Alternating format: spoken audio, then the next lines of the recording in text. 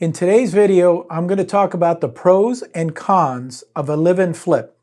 Coming up next.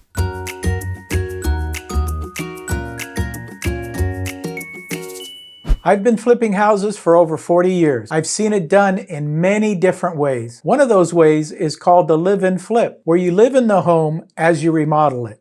Personally, I actually started out with a live-in flip in that we bought the house. It was just a basic house. And we decided as the money needs came in and as the money grew, we would take parts of the house and remodel them. So for example, we started out with taking the popcorn off the ceilings, which is a big chore. And I actually did that myself to save some money. So we took the popcorns off, and then we had to retexture all that stuff and put trowel to it and make it look like what's called knockdown, and then repaint it after that. Other things that we did, we remodeled the kitchen 3 times, believe it or not. I've been in this house for over 40 years, and I've remodeled that kitchen 3 times. Flooring, probably same amount of times, 3 times. And in other things, so I've got new windows.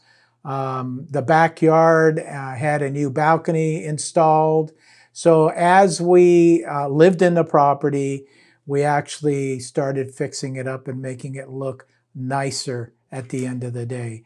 What you want to do actually in a live-in flip is do this within the first couple of years, because you want to hold on to that property for a couple of years for tax reasons. And as the market goes up like it is now with hyperinflation, you fix it up in that couple of years, you make it look really nice, and at the end of the day, you put it back on the market, you sell it for a premium, and then you move on to the next one. Go buy another one, do the same thing over and over again. But is it right for you? Let's explore some pros and cons. I want to welcome all the new faces to the channel. I made this channel for the new and experienced investor, those who want to create the life they've always wanted through real estate. So do me a favor and hit that little like button so that I know that you're following along. So pro number 1, if you live in the property for 2 years and the property value has gone up significantly, you as an individual will not have to pay taxes on that gain up to $250,000. If you're married, then that goes all the way up to $500,000. So this is a great way to build wealth. You buy something, let's say for $400,000, it appreciates to $600,000. So there's $200,000 worth of appreciation, and you pay 0 taxes on that. You go buy something else, and you just continue to do the same thing. Do you have to put all that $200,000 into the next property? No, that's an old rule. You don't have to put any of that back. But obviously, if you're going to buy something more expensive, then you're going to have to be able to afford a larger payment because you are going to get a loan. So great way of building wealth. Don't stop there. Continue to do that until you're in your mansion. Okay, so let's talk about another pro, which may not be a pro, but there's no timeline on this, okay? The timeline I just gave you was 2 years that you should stay in the property so you don't have to pay capital gains. So you have a lot of time to work on these projects, okay? And now that really depends on you, your situation, and whether you have a girlfriend, spouse, or significant other looking over your shoulder and saying, no, you don't have 2 years to do this. I want it done right away. So that can be a pro or it can be a con. Pro number 3, you absolutely save money if you do it yourself. It's not hard, okay? Go buy some paint and start painting the walls. Flooring can also be easy, especially nowadays. There's vinyl plank flooring that literally snaps together and you just put it down. It's called a floating floor. It's not that difficult to do. Just make sure that you get it straight. You know, you could probably do that project in less than a week and save that much money on that project. So finish one project, go on to the next. Make sure you have a consistent plan throughout. maybe that's the first thing you need to do is figure out, okay, this is what I'm going to do. Kitchen remodel, bathroom remodels, painting, flooring, and then work on the outside at that point. Pro tip number 4, you might have more mortgage financing alternatives, okay? Especially if you're going to do FHA. FHA has a 203B program, which basically you buy a fixer-upper, they figure out how much it's going to cost, you and they figure out how much it's going to cost. They put that money into an escrow, and then you draw that money as you fix the property.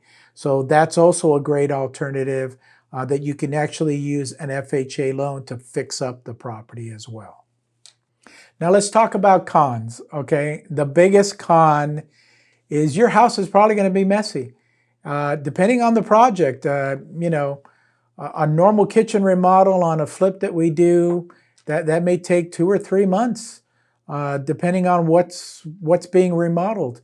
If you're doing it yourself, it may take you a lot longer than that. So you're going to have to make sure that you order in from one of these services, or make sure that you know, you're not going to starve to death because you don't have an oven in place.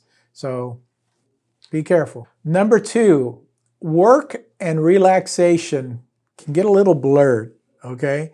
If you're working your 9-to-5 job and then you come home and you look at that mess and you want to start tackling it, you know, you're going to look and look and look and start doing something, and you're not going to know when the end of the day is, okay?